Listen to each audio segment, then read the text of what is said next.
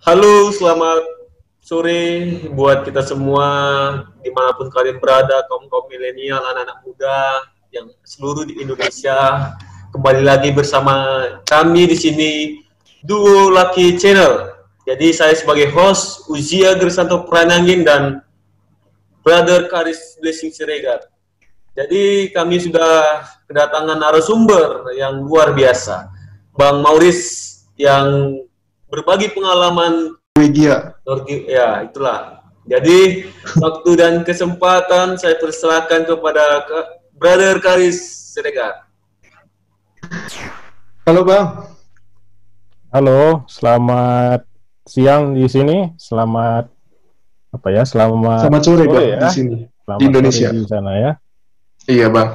Bang, boleh kenalin diri Bang sebelumnya? Iya. Perkenalkan nama Panggabean. Saya tinggal di Asker, 20 menit dengan kereta ke arah barat Oslo, ibu kota Norwegia. Saya tinggal di Norwegia. Norwegia itu sebuah negara kecil, tidak kecil sebenarnya secara luas karena luasnya sebesar Pulau Sumatera di Eropa Utara. Tidak terlalu jauh dari kutub utara sebenarnya. Dan ya saya sudah menikah dengan satu istri dan 2 orang putri. Mungkin segitu dulu ya. Oke Bang, makasih atas perkenalannya Bang. Sejak kapan Bang udah di Norwegia?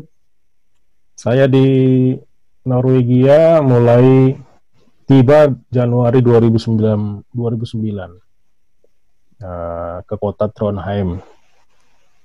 Tujuannya waktu itu untuk melanjutkan S3 program doktor di NTNU atau Norwegian University of Science and Technology, yaitu sebuah universitas teknik terbaik dan tertua di Norwegia dan terbesar di Norwegia ini. Nah, itu universitas negeri ya. Dan selain Abang kuliah, mungkin ada kegiatan lain yang Abang kerjakan di Norwegia? Kehidupan kami, saya di Norwegia ini ada beberapa fase.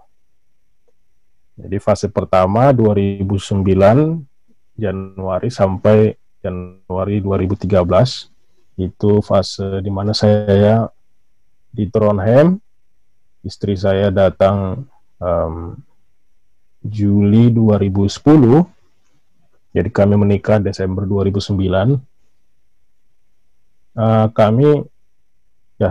Kami tinggal di Trondheim selama fase itu dan saya mengerjakan program doktor saya di Departemen Telematics di NTNU. Selama di sana saya pernah jadi ketua PPI Trondheim, Perhimpunan Pelajar Mahasiswa Indonesia di Trondheim, dan bantu-bantu juga setelahnya, dan juga kami punya persekutuan Kristen Indonesia di Trondheim, semacam Bible study gitu, dan juga ada pelayanan di gereja. Nah, fase berikutnya setelah program PhD selesai, saya lanjut dapat pekerjaan sebagai insinyur di sebuah perusahaan teknologi di Oslo. Jadi kami pindah ke Oslo Februari 2013 dan mulai Agustus 2013 atau Juli kami pindah ke Asker, ke tempat kami tinggal sekarang. Ya, saya sampai saat ini bekerja di perusahaan tersebut sebagai insinyur dan juga melanjutkan pelayanan di sejumlah gereja dan persekutuan Kristen Indonesia di Oslo. Nah, ada fase bagian dari situ juga. Mulai 2017 saya memutuskan ambil studi teologi, Bachelor of Theology di MF Norwegian School of Theology, Religion Society. Itu sekolah teologi yang terbaik secara akademik ya, dan bisa dikatakan terbesar juga di Norwegia ini. Jadi saya kerja full time, studi full time. Tahun 2020 ya, baru semester ini saya baru saja lulus. Dan teologi juga 2 tahun. Ya. Alasan abang untuk memilih Norwegia sendiri ada nggak bang alasannya bang? Pasti ada ya. Jadi sebelum saya di Norwegia, saya baru saja menyelesaikan program S2 saya Master of Science di Eindhoven di Belanda. Jadi saya dapat beasiswa penuh dari pemerintah Belanda untuk studi S2 di program Teknik Elektro di Eindhoven University of Technology. Waktu itu ini sekolah dengan program teknik elektro terbaik di Belanda. Di 2006 saya selesai Agustus 2008. Nah, visi saya kenapa saya S2 waktu itu, karena saya sebelumnya dosen di sebuah perguruan tinggi swasta di Tapanuli. Jadi karena dosen, saya pikir ya memang harus S2 dan harus S3 juga untuk menjadi dosen yang berkualitas. Nah, di akhir studi saya dapat tawaran S3 juga dari profesor saya di Belanda. Dan tapi saya sudah dapat tawaran juga dari kampus di Norwegia ini karena saya apply ke sana. Mengapa saya pilih Norwegia? Ada beberapa pertimbangan.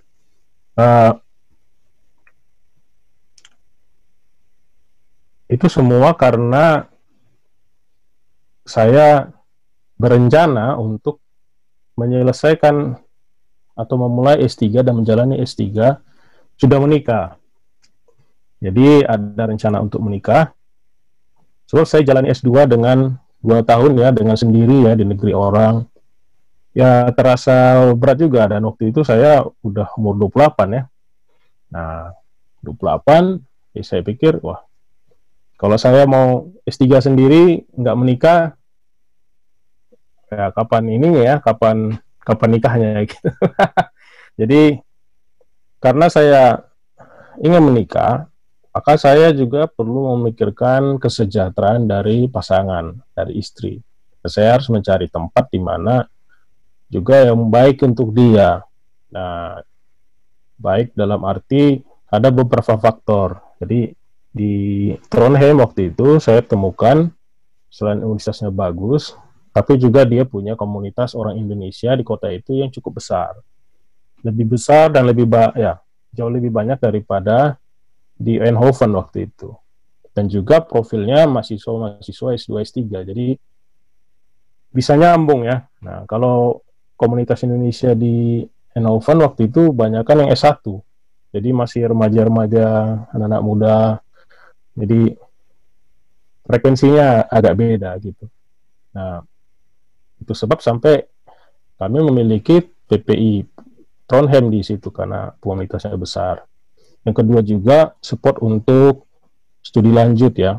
Jadi di Belanda waktu itu untuk kita orang Indonesia untuk program studi di Belanda 1 tahun waktu itu bayar 16.000 euro ya. Ya saya berpikir bahwa 16.000 euro itu kan sangat besar waktu itu. Dan sekarang juga ya. Jadi kalau program S2 misalkan 2 tahun, berarti harus bayar 32 euro, 32.000 euro biaya sendiri. Sementara di Norwegia itu gratis di perguruan tinggi negerinya, gratis. Jadi itu sebuah insentif besar untuk istri, misalkan dia mau studi lanjut. Faktor yang lain adalah di Norwegia istri saya bisa dapat izin tinggal dan juga itu berlaku untuk dia dapat izin kerja juga. Jadi untuk apply kerja dia diperbolehkan dan itu valid legal. Nah di Belanda izin tinggal waktu itu ya setahu saya tidak langsung valid untuk dipakai untuk apply kerja gitu. Jadi itu ya beberapa faktor kenapa akhirnya Norwegia. Tentu misalnya juga bagus. Nah, di sisi yang lain juga secara finansial, Norwegia ini memberikan gaji PhD untuk, jadi statusnya PhD researcher itu adalah employee di universitas. Nah, gaji dari pemerintahnya itu termasuk yang terbesar ya di dunia. Saat ini sekitar 720 juta setahun.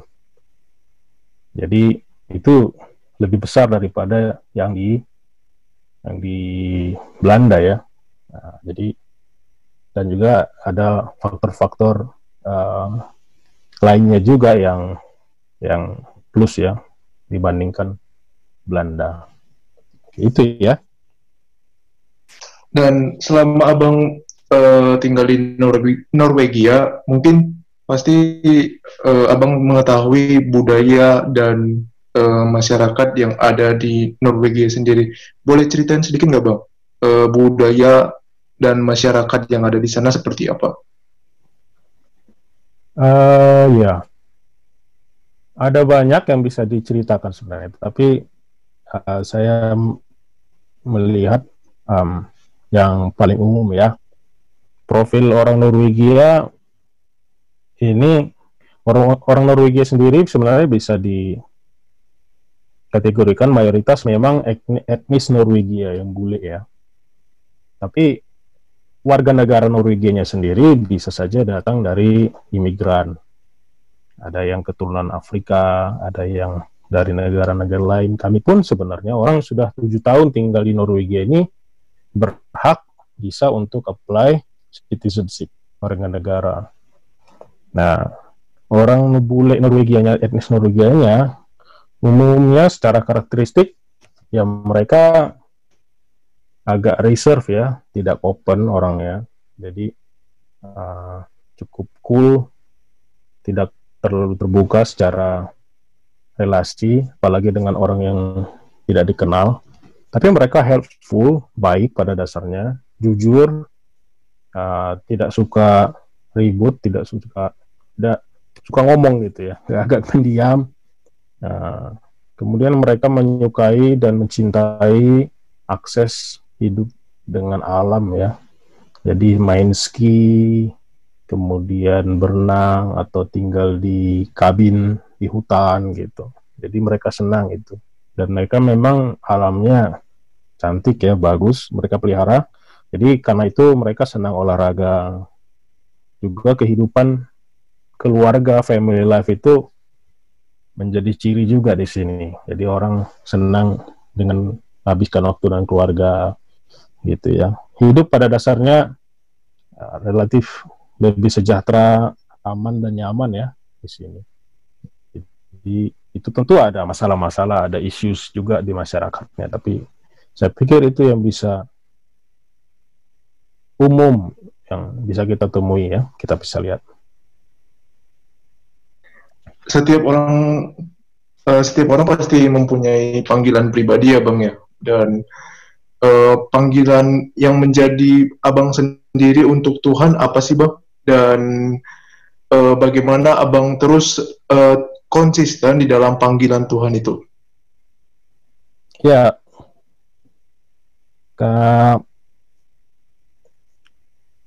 kalau kita bicara panggilan, saya bisa mengasosiasikannya misalnya dengan kata lain seperti visi. Apa visi hidupmu? Apa panggilan hidupmu? Nah, kira-kira sinonim lah ya. Nah, visi hidup saya, panggilan hidup saya bisa katakan itu dia berevolusi, berkembang. Nah, jujur aja waktu saya dulu mau masuk ITB, saya belajar keras, saya nggak bimbingan, belajar sendiri sampai pagi gitu ya, selama kelas 3 SMA. Kenapa mau masuk ITB? Ya jujur aja visi saya waktu itu adalah ingin jadi orang kaya gitu. Ya, mikirnya, wah ITB memberikan paspor, pintu untuk kehidupan yang lebih baik.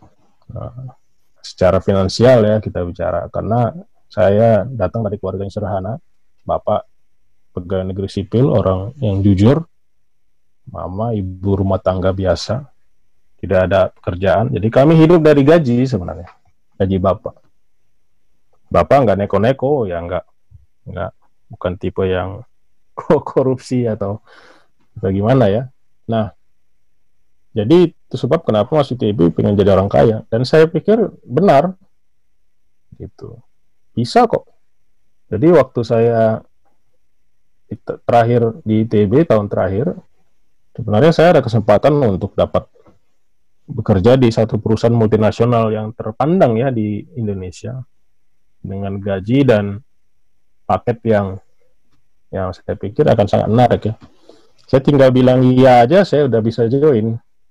Tapi di tahun-tahun terakhir saya di ITB, saya mengalami pergumulan eksistensial dan spiritual tentang pertanyaan-pertanyaan besar yang memang harusnya kita digumulkan setiap orang ya. Seperti, apa arti hidup ini? Mengapa saya ada di dunia ini? Apa yang seharusnya saya kerjakan di dunia ini sehingga hidup ini berarti? Nah, di dalam konteks saya aktif di pelayanan mahasiswa, maka saya perlu berpikir secara Kristen tentang ini, dan saya menemukan jawaban itu bergumul dengan Tuhan. Nah, saya bisa cerita lebih banyak soal ini, tapi akhir cerita saya jadi melihat bahwa ada kebutuhan tentang dosen yang berkualitas di Indonesia. Kita butuh banyak dosen untuk itu. Dan saya melihat ke dalam diri bahwa saya punya passion mengajar. Saya senang berinteraksi dengan orang, saya senang mengajar, dan saya melihat ada kecocokan, sehingga saya waktu itu mempertimbangkan untuk serius menjadi dosen. Nah, itu visi 1.0 saya sebut ya, 1.0. Jadi dosen, udah itu aja. Dan memang akhirnya 2004 saya join dari dosen di satu perguruan tinggi swasta di Tapanuli, terpencil ya di pinggir Danau Toba. Nah, sehingga akhirnya saya tolak tawaran itu yang dari multinasional, perusahaan multinasional. Saya nggak ambil. Jadi visi itu menjadi arah, menjadi penuntun dalam bagi kita membuat keputusan-keputusan dalam hidup. Nah, kemudian itu karena saya ada dosen, ya, makanya saya mengambil keputusan untuk S2, untuk S3 gitu ya. Nah, tapi selama kami di sini, visi itu jadi berkembang lagi untuk tidak hanya jadi dosen, untuk kembali ke Indonesia jadi dosen, tapi sekarang saya udah sebut itu visi 3.0. 3.0, jadi visinya itu segitiga sekarang. Jadi A, akademia, nanti masuk lagi ke kampus, melakukan riset, mengajar, bimbing mahasiswa. A, akademia. Baru ada B, di sini B itu bisnis. Nah, kami juga sudah investasi di Indonesia, membuka sejumlah usaha untuk juga membuka lapangan kerja. Karena bangsa kita butuh ya jobs. Baru C gitu, community dipikir untuk bagaimana nanti di Indonesia bisa diperlengkapi untuk bisa menolong, menjawab atau merespon sejumlah persoalan-persoalan sosial di masyarakat. Nah, salah satu yang menggerakkan saya ya bagaimana kita bisa menolong orang Kristen awam mengenai hal-hal yang aktual, isu-isu aktual di masyarakat. Saya pikir ada sebuah kekosongan besar di situ. Nah, inilah yang menuntun setiap keputusan kami untuk akhirnya nanti rencana selesai S2 ini kami akan kembali ke Indonesia seterusnya.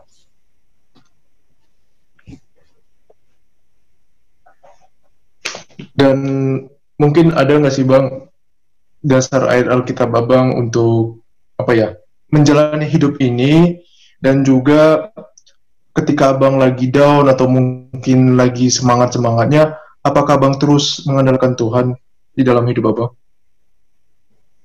Ya, kalau ayat ada sejumlah ayat yang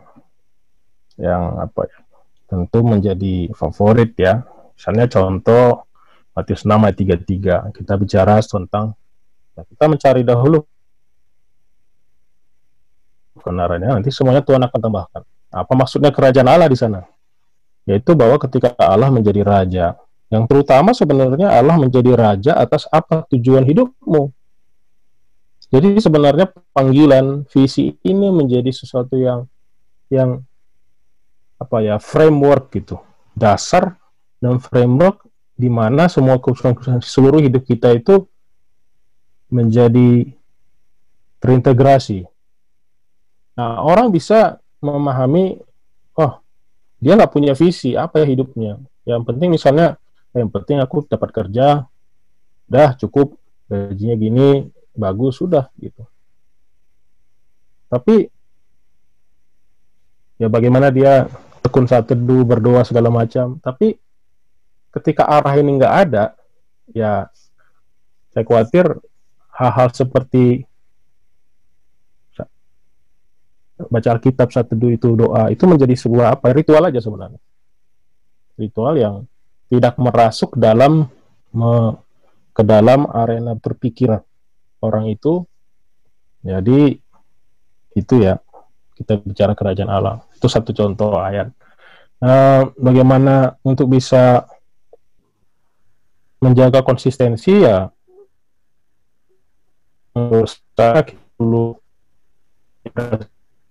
Tapi, nah ini penting. Jika memang berencana menikah, maka teman hidup menjadi penting. Carilah teman hidup yang sevisi. Nah, kalau visinya kita juga nggak jelas, gimana bisa mencari teman hidup yang sevisi, kan gitu. Mencari teman hidup yang Kristen, sesama Kristen aja, oke, that's a good point. Tapi sama Kristen itu bukan berarti jaminnya jadi sevisi juga, gitu. Nah, karena teman hidup yang bisa sevisi, nah itu akan menjadi ya, teman yang akan menolong kita gitu, mengingatkan, karena dia yang hidup terus dengan kita kan. Nah, kemudian yang kedua adalah carilah mentor-mentor, orang-orang yang kita anggap Kristen yang dewasa, lebih dewasa dari kita, yang kita jadikan apa ya, teman diskusi atau orang-orang yang bisa memberikan arahan dan mungkin bisa memberi masukan dan mungkin kritik juga kepada kita. Nah, kemudian komunitas, ini lebih besar lagi.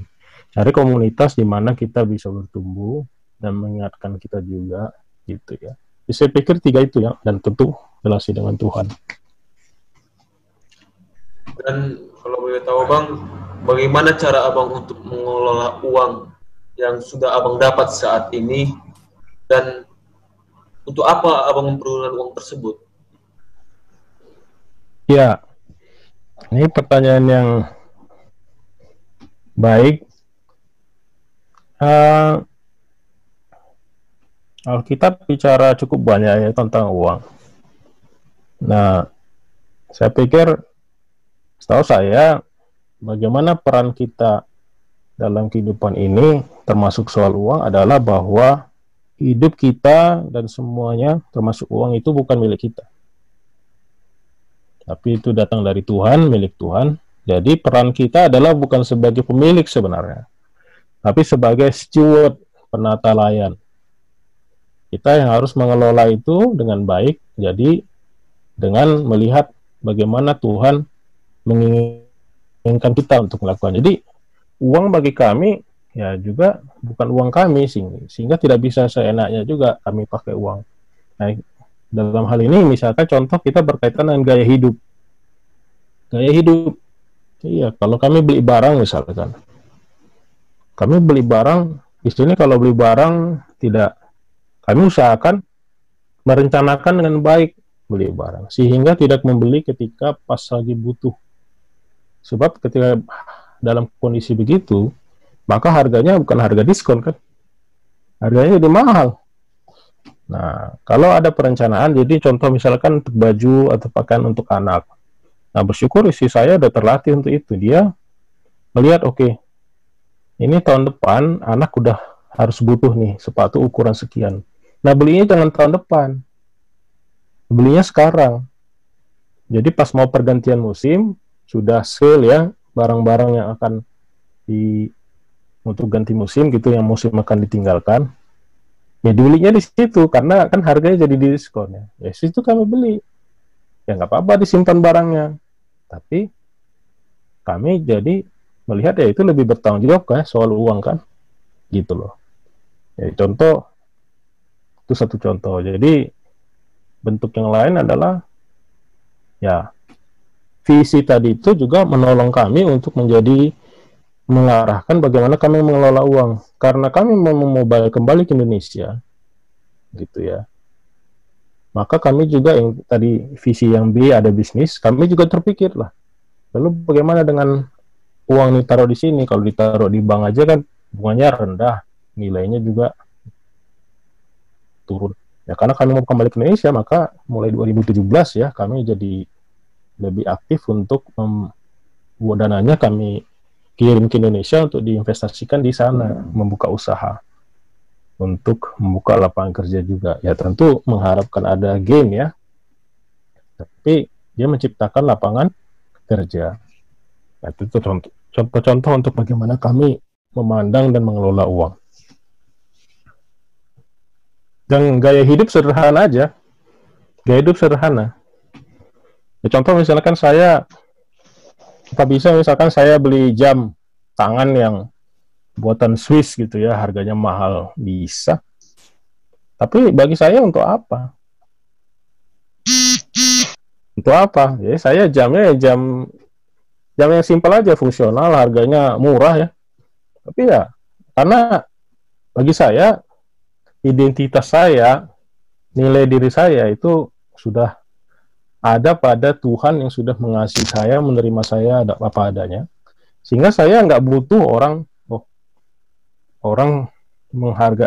melihat saya, kasih pujian sama saya dengan jam yang saya pakai atau baju yang saya pakai harus bermerek gitu kan. Atau rumah harus megah, mobil harus wah, enggak. Jadi harga nilai diri, identitas diri saya tidak tergantung sama apa kata orang, dan itu sangat membebaskan. Jadi kasih Tuhan menjadi jangkar yang sangat kuat untuk identitas dan nilai diri, gitu. Dan itu sangat bergantung kepada bagaimana soal keuangan, iya. Dan yang terakhir Bang, kalau boleh tahu apa yang ingin Abang capai selama Abang bekerja di suatu perusahaan itu, dan apakah Abang mempunyai keinginan untuk melanjutkan studi lagi? Untuk studi lagi memang saya lagi semester depan kan akan mulai lagi MTH ya, Master of Theology, itu 2 tahun. Nah balik itu karena visi sebenarnya. Jadi bukan karena ini ada kesempatan S2 nih, ya udah saya apply aja gitu. Enggak gitu. Jangan karena kita mampu ya kita harus lakukan, enggak gitu. Jadi karena ada visi maka itu mendorong kita untuk melakukan yang sesuai dengan visi tadi gitu. Nah, untuk studi lanjut ya memang bahkan ada beberapa profesor saya sebenarnya sudah mengusulkan saya untuk lanjut aja S3 nanti kalau kembali ke Indonesia. Jadi S3 teologi, risetnya di Indonesia tentang Indonesia. Nah, tapi pembimbingannya jarak jauh, supervisinya online. Dan itu memungkinkan gitu. Jadi saya nggak harus ada di kampus di Norway. Nah, soal pekerjaan juga sama. Saya melihat saya kerja di perusahaan itu salah satu perusahaan teknologi yang baik ya, berkualitas, world class saya bilang. Usaha produk kami ada di lebih dari 100 negara saat ini di 5 benua. Secara finansial juga sangat baik. Nah, di situ kerja di perusahaan tadi selesai S3 itu mengabdi juga kepada visi tadi, visi sebagai yang akademia tadi. Sebab ya ketika pengalaman di industri, pengalaman profesional di industri di luar negeri, di Eropa, ketika balik nanti ke Indonesia itu modal besar untuk saya bisa mengajar lebih kaya di ruang kelas. Jadi bukan hanya bicara soal teori-teori, tapi bagaimana di industri. Karena banyak kalau kita nggak hanya soal bisa membuat barang, produk yang baik secara teknis, tapi juga kita pertimbangkan aspek salesnya bagaimana, purna jualnya seperti apa, gitu, marketing. Nah itu juga patut kita pertimbangkan. Jadi itu mengabdi dan memang mengabdi kepada visi tadi, terutama visi A. Dan juga bagi saya untuk bisnis juga, saya berharap visi saya nanti masuk kampus, dari riset di kampus bisa menghasilkan startup gitu loh, bisa bikin perusahaan, bawa dana lagi ke kampus. Nah, pengalaman di industri ini akan sangat menolong bagaimana bisa menghandle daily operation di startup seperti itu atau di usaha-usaha yang lain. Gitu. Jadi semua decision itu mengabdi kepada visi. Gitu. Oke Bang, makasih atas jawaban yang sudah Bang berikan. Mungkin terlalu singkat karena juga durasi rekamannya juga sebentar lagi udah mau habis. Boleh ini nggak Bang, tolong sampaikan untuk like, comment, share, dan subscribe Bang. Boleh nggak? Saya berharap bisa jadi berkat ya melalui YouTube ini. Jadi kiranya kalian juga konsisten dengan visi kalian bangun channel ini, ya tetap di sana dan pertajam visi kalian. Dan juga untuk para pendengar, semoga ini menjadi berkat dan bisa ya like, subscribe dan channel ini dan untuk mendapatkan konten-konten bermutu yang bisa mewarnai dan menginspirasi hidup Anda. Jadi itu menjadi pembeda dari begitu banyak konten lain yang ya sangat disayangkan ada di YouTube ya. Oke, terima kasih. Terima kasih untuk kalian berdua. Keep up the good work. Oke Bang.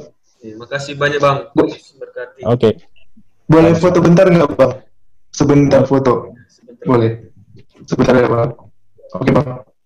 1, 2, 3.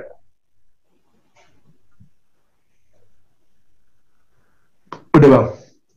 Oke. Nanti Abang ada Instagram atau Facebook? Waduh, saya bukan pengguna aktif saya. Nggak ada. Oh. Oke Bang, oke. Soalnya kan nanti biar taruh di deskripsi YouTube-nya Instagram sama Facebook Abang. Oh, kalau saya adanya LinkedIn. Oh, LinkedIn. Oke Bang. Nanti boleh di-share aja Bang LinkedIn-nya ke Kalau LinkedIn nanti bisa kalian search juga. Di Google nanti ada muncul kok. Kalau boleh nanti di-share ya Bang video-video yang kita ini. Oh iya ya. Oh. Ya. Oke, tetap semangat lah ya. Oke Bang, boleh kasih saran sedikit saja Bang, sarannya. Saran apa ini? Buat kami berdua mungkin, atau Abang mungkin udah pernah lihat video kami sebelumnya dan Abang sudah melakukan shoot video di sini. Ada saran buat Abang sedikit? Saran ya, apa ya? Poin utama dari saya seperti saya pernah share sama Blessing ya. Jadi ini YouTube ini bisa menjadi lahan pelayanan, betul, saya setuju. Dan yang penting adalah kalian jelas visinya apa, lagi-lagi ya visi ya, apa panggilannya, karena godaan dari YouTube ini kan uang. Nah, uang jangan sampai nanti tergerus, pelan-pelan ada godaan, cari konten yang lebih sensasional, lebih menarik, gimana dapat follower, gimana dapat view, tapi ya visinya jadi terkompromi jadinya. Jadi itu yang perlu hati-hati, itu aja yang paling penting ya. Ya jangan mengejar, jangan jadi hamba follower, hamba like ya. Iya Bang, enggak. Dan ini Abang terus Bang supaya kami tetap fokus. Oke Bang. Lah ya. Oke Bang, makasih Bang. Terima kasih Bang. Thank you. Makasih banyak Bang.